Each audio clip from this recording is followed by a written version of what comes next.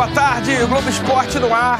E hoje, você sabe, às 5 da tarde, tem clássico alvinegro, Corinthians e Santos na Arena, terceiro contra o quinto. Corinthians tentando voltar para o G4, sem o Carille, que está suspenso, e no DM também, porque ele fez uma pequena cirurgia no joelho. Vamos ver como é que está o Coringão se preparando para essa partida de hoje. Um jogo que pode mudar tudo, pro bem e pro mal. O Corinthians não vence há 5 jogos no Campeonato Brasileiro. Conquistou apenas 3 dos últimos 15 pontos. E perdeu lugar no G4 pro São Paulo. Agora tem o Santos pela frente. É um jogo pesado, um jogo difícil que vamos enfrentar contra o Santos. O Santos é uma dessas equipes badaladas hoje no nosso cenário, onde se há muito elogio pelo fato de eles terem atacantes e um jeito de jogar diferente. Se Deus quiser, a gente sair com resultado, que é o nosso objetivo, para que a gente possa ganhar mais confiança no decorrer do campeonato. Fábio Carille teve a semana toda para treinar. Ele ficou assim, de boa, com a perna esticada, se recuperando de um pequeno procedimento no joelho esquerdo. Quem comandou as atividades foi o auxiliar dele, Leandro da Silva, também conhecido como Cuca. É ele que vai ficar no banco de reservas. Carille, suspenso, não pode ir ao vestiário nem se comunicar com a comissão técnica. É importante a figura do treinador ali, mas a gente está no dia a dia também com o Fabinho, com o Cuca, que são os auxiliares dele, e com certeza vamos respeitá-los da mesma forma. Acho que independente se o Carille está ali na beira do campo ou não, eu acho que é o escudo do Corinthians que está dentro de campo e temos que respeitá-lo. Que time o Fábio Carille e o Leandro da Silva vão colocar em campo? Olha, difícil dizer, viu? O Corinthians fechou o último treino antes do jogo contra o Santos. Cássio, Gil e Manuel, que não jogaram contra o Cruzeiro, voltam. Michel Macedo deve entrar no lugar de Fagner, suspenso. E no meio-campo, Júnior Urso pode jogar ao lado de Ralf, para reforçar a marcação. O resto, se joga Janderson ou Cleison, Gustavo ou Wagner Love, isso a gente só vai saber quando o Corinthians divulgar a escalação 1 hora antes do juiz apitar o início do jogo. É isso, enquanto os rapazes tentam vaga na Libertadores pro ano que vem, as moças já estão garantidas na final desse ano, na decisão da Libertadores feminina, depois de golear o América de Cali da Colômbia. As corintianas vão enfrentar a Ferroviária Ferrinha na reedição da final do Brasileiro, em que o time de Araraquara ficou com o título. Os gols foram de Milene, que marcou 2, a Érica marcou o 3º gol. Aí, ó, você vai ver o gol da Érica agora. Ah lá, caixa. E a Grazi vai dar números finais à partida, como diria o locutor de antigamente. Golaço, ó, 4-0. A final é segunda-feira contra a Ferroviária. Muito bem. Agora a gente vai falar do Santos, o outro lado do duelo de hoje. Você vai ver que o Sampaoli tem um preferido. O Pituca foi o jogador que mais jogou. Espia só. Que o Sampaoli mexe demais no time, muda escalação em quase todos os jogos, isso você já sabe. Mas em meio a tantas mudanças, ele tem sim um preferido. E aí, palpites? O preferido de Jorge Sampaoli tem 27 anos, 1,75 m de altura e só marcou 3 gols esse ano. Diego Pituca é o jogador mais escalado pelo técnico argentino. Pituca esteve em campo em 48 dos 53 jogos comandados por Sampaoli. O segundo da lista é Carlos Sanches, com 1 a menos. Feliz, né, de poder estar jogando todos os jogos. Isso mostra que ele acredita no meu trabalho. Para o clássico de hoje, a única certeza é que o Lucas Veríssimo, suspenso, está fora. E uma quase certeza é que o Pituca, o preferido, vai encarar o Corinthians em Itaquera. Olha, o Corinthians sempre joga fechado, né? Sempre quando a gente jogou contra eles, é um time que se fecha muito lá atrás e joga no contra-ataque, né? A gente tem que trabalhar bem a bola, ter paciência. O título do Brasileirão está cada vez mais difícil. O foco principal por aqui passou a ser o G4, conseguir uma vaguinha direta para a Libertadores do ano que vem. E o Corinthians é um adversário direto nessa disputa. O jogo mais importante é contra o Corinthians, né? Como você falou, a gente está brigando direto na Libertadores, então a gente vai entrar, lutar e tentar, se a gente não for campeão, pelo menos brigar pela Libertadores. Sampaoli fazendo um trabalho muito bacana com um elenco enxuto, né? Já o São Paulo, que tem mais jogadores à disposição, recebe o Atlético Mineiro no Morumbi para se manter no G4 e emendar a 4ª vitória seguida, jogando dentro de casa. O Igor Vinícius será o titular da lateral direita, nem Juan Fran, nem Dani Alves. Espia só. Igor Vinícius tinha vários motivos para não sorrir. Imagina você, jovem lateral, chegando num time grande e esse time contrata 2 jogadores na sua posição.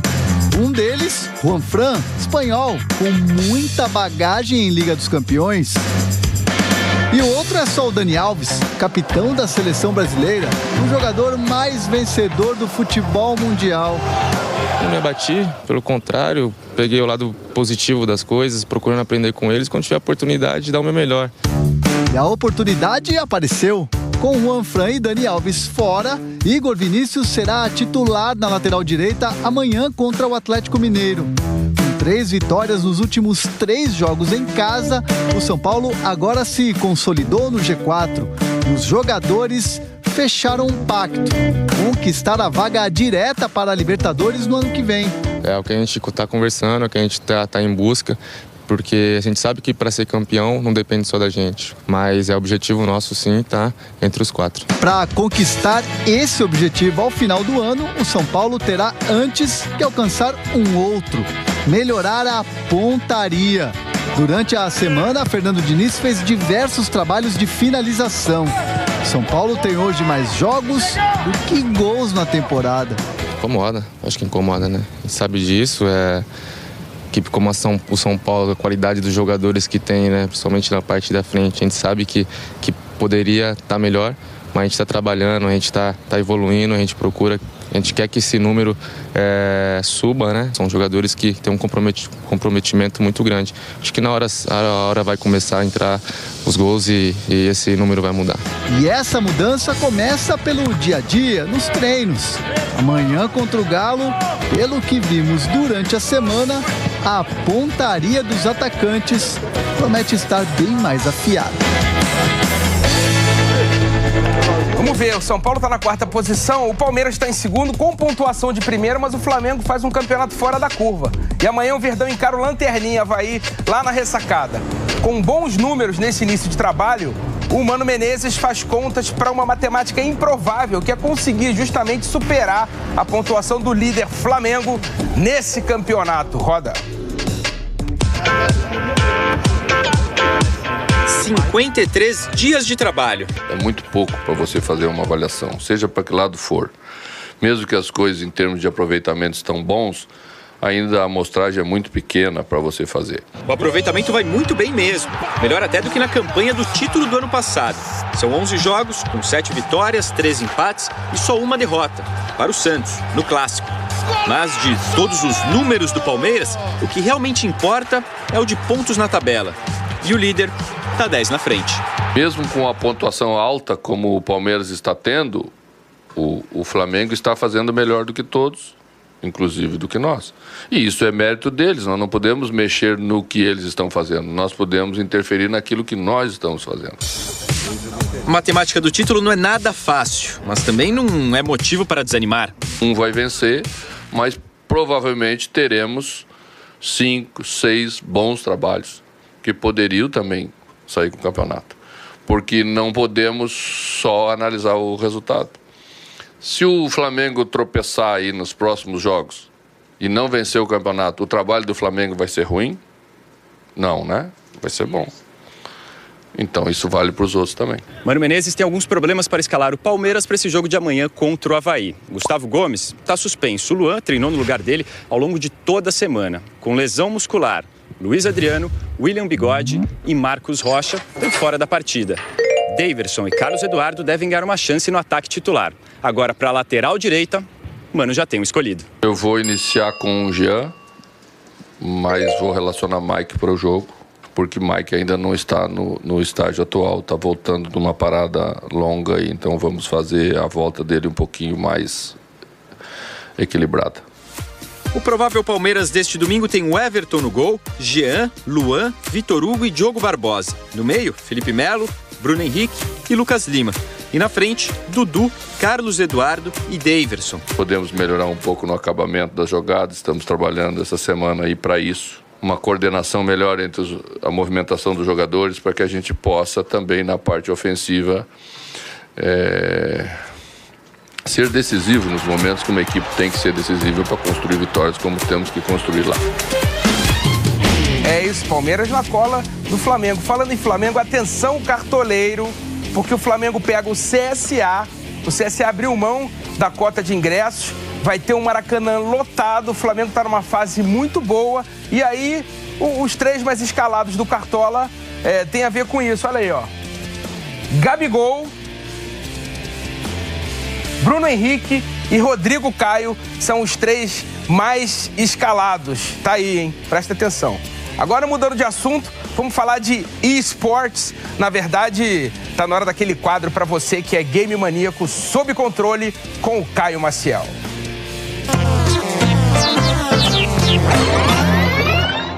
Chega mais, vem chegando que o Sob Controle tá no ar e o papo hoje não é só sobre um game, mas um game changer. O League of Legends que ajudou a mudar tudo no universo dos esportes. É o jogo mais popular do planeta. Cerca de 100 milhões de pessoas jogam um título por mês. E amanhã o LoLzinho completa 10 anos que foi lançado. Teve festa, novidades, muitos lançamentos e a gente foi conferir tudo isso. BRTT, Yoda, Kami, grandes nomes no mundo dos jogos eletrônicos no Brasil. E se hoje eles são referências nesse universo, é graças a um outro nome, League of Legends. Não é exagero falar que o LoL talvez tenha salvo minha vida, porque eu não sabia muito bem o que eu seria quando... Eu não sabia o que fazer da vida, né? Passou alguns filmes assim na minha cabeça, né? Desde quando eu comecei a jogar LoL, lá no PCzinho na casa do meu avô. Com certeza hoje eu devo muito ao League of Legends, porque quase tudo que eu tenho é graças a ele. E o LoLzinho, que mudou a vida de tanta gente, completou 10 anos em muito estilo, teve festa temática para comemorar, streamers, pro players, influenciadores, a elite do League of Legends reunida, só que nada de se enfrentarem no jogo. Eu acho que assim, são tantos anos jogando e competindo, e você encontra essas pessoas tanto tempo dentro de jogo, que quando você vê fora, é um ambiente mais casual, né? Chega a ser até um pouco estranho, assim, mas... Se tratando de LoL, festa não é só para comemorar, mas para projetar o futuro também. Todo mundo aqui na expectativa para novidades que foram anunciadas simultaneamente ao redor do mundo. Para quem estava na expectativa, o anúncio não decepcionou, porque não foi uma novidade, foi um pacote de novidades. A começar por uma versão mobile do game e ainda o lançamento de 3 novos jogos, um de carta, um de ação e estratégia e um de luta. E para fechar, o lançamento de uma série animada estrelando os personagens do jogo. Eu sou aquele cara que, às vezes eu não quero jogar uma partida de 50 minutos, quero jogar uma partida de 15, 20. E jogar no celular, pra mim, é a realização de um sonho, né? O card game, chamado Legends of Runeterra, com lançamento previsto pro ano que vem, já pôde ser testado na própria festa. O jogo mais popular do mundo dos esportes não só comemorou 10 anos, como iniciou uma nova era nos jogos eletrônicos. E olha só que irada a medalha em comemoração aos 10 anos de League of Legends. Legal, né? A gente não sabe qual vai ser o futuro dos esportes, mas com certeza o LoLzinho estará presente. O Sob Controle fica por aqui. Tchau, até a próxima.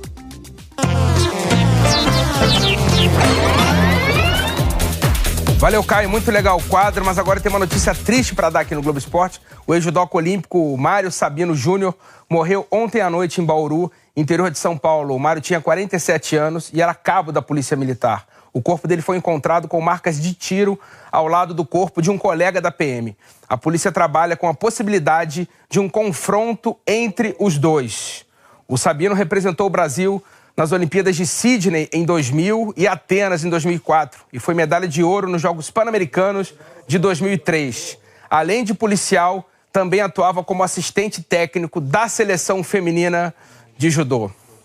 Bom, e no próximo bloco é o seguinte: quedas espetaculares no GP de moto velocidade. Você vai ver motos caindo em efeito dominó. Reza a lenda que por causa do vento, mas eu não vou entregar muito não. E também tem uma reportagem muito bacana do Cássio Barco mostrando o duelo de opostos entre Corinthians e Santos. Um que ataca demais, outro que defende demais. Tudo isso no próximo bloco. Não sai daí que o Globo Esporte volta já. Eu sou o Donelli, tenho 17 anos.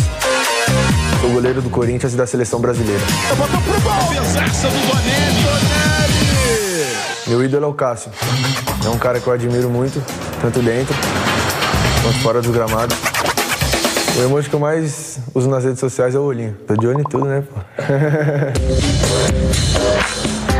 Nas horas vagas eu gosto de curtir minha família, fazer um churrasco, passear com meus pais, minha irmã. Defendeu Bonelli! Fui a primeira que comecei a treinar ele. A mãe dele trabalhava e eu ficava com ele. E a gente jogava bola até meia-noite e eu fazia ele sofrer no gol. Se esticou e mandou para escanteio. Quando a gente colocou ele na escolinha, com 5 anos mais ou menos, ele fez um treino na linha e pediu para ir pro gol. Ele não era uma criança passiva, ele era uma criança muito ativa. Isso para goleiro é muito importante. Ele tomava gol, acertava, vamos embora, vamos continuar. E até hoje ele é assim. Esse desenho, eu imagino que ele tinha uns 5 anos. Não tem nem os jogadores na linha.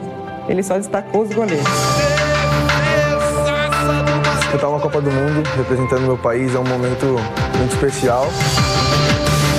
Faremos um grande campeonato. Se Deus quiser, sair com o título e representar o Brasil da melhor maneira.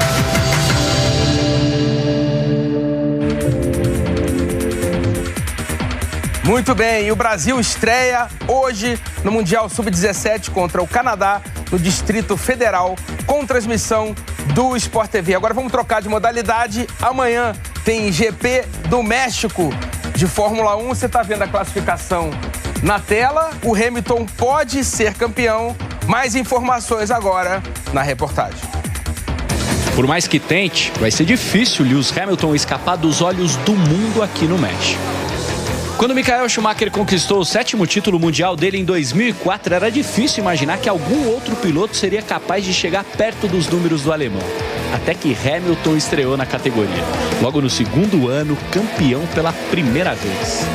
Tava claro que ali nascia um novo astro da Fórmula 1. 11 anos depois, ele está perto de se tornar o 2º piloto a conquistar 6 títulos. E assim vai ficar apenas um de igualar a marca de Schumacher. Para que isso aconteça aqui no México, Hamilton precisa fazer 14 pontos a mais que o companheiro Valtteri Bottas na corrida de amanhã. Apesar do talento demonstrado desde os primeiros passos na Fórmula 1, Lewis Hamilton dificilmente chegaria a esse nível se não fosse o trabalho realizado aqui, ó. Nos últimos 6 anos, a equipe alemã venceu 12 títulos mundiais. 6 de construtores e 6 de pilotos. O de pilotos deste ano ainda não foi confirmado, mas só os seus 2 ainda têm chances de serem campeões. Neste período, foram realizadas 117 corridas, 86 vitórias da Mercedes, um aproveitamento de 73,5%. Hamilton tem mais um ano de contrato com a equipe que já quer a renovação. Desse jeito, o mundo da Fórmula 1 ainda vai continuar correndo atrás dele por um bom tempo.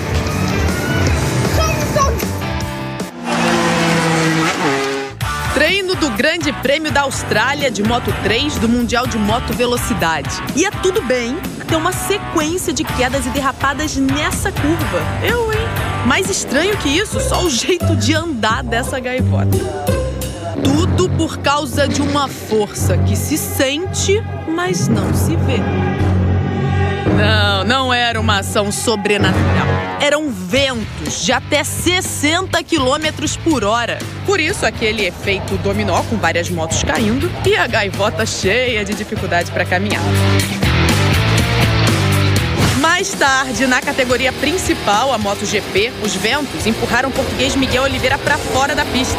Apesar da queda impressionante, o Miguel Oliveira passou por exames, está bem e pode disputar a prova de hoje. Cara, o que o vento não faz? Bom, a gente já falou do clássico alvinegro hoje às 5 da tarde entre Corinthians e Santos. Agora você vai ver os pontos fortes de cada um. Um ataca muito, o outro defende muito. E o Cássio Barco, aquele maluco, encontrou um jeito muito charmoso de explicar isso na reportagem. Espia só. Corinthians e Santos é o maior duelo de opostos do brasileiro. E a gente vai passar ali. Um tem uma estratégia reativa, espera. O outro quer a posse da bola. A força de Carille é a marcação forte. A do Sampaoli, sua genialidade criativa. Carille prefere tudo organizadinho. O Sampa quer um caos, pressão. Resumindo, um joga por resultado, o outro por amor por el balão. Tá, agora vem ver que no campo isso faz muita diferença.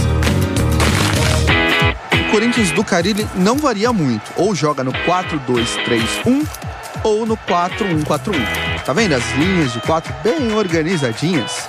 O que o Carille mais treina, exaustivamente até, é essa movimentação da defesa. Antes de criar, a prioridade é anular a tática do adversário. Já o Sampaoli inventa bastante.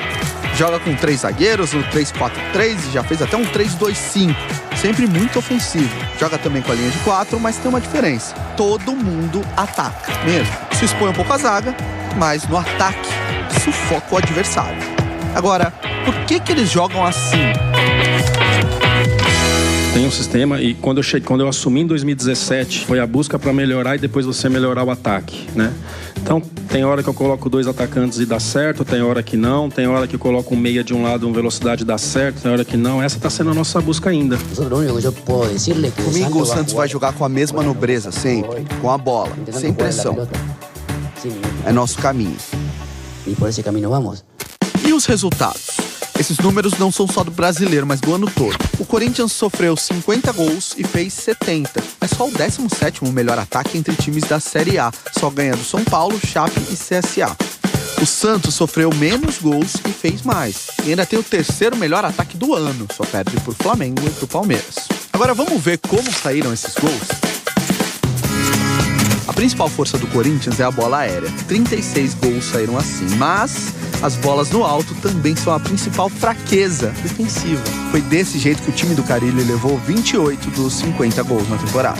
O Santos é ainda mais forte na bola aérea, 41 gols feitos por cima, sempre tem muita gente na área. E aí, sofre na defesa. O time levou 28 gols de bola no chão, principalmente em contra-ataques. Só falta saber então um detalhe sobre esses gols. Os defensores de Sampaoli marcam poucos gols, 18% do total. O meio é bem participativo, mas os atacantes fazem a maior parte dos gols.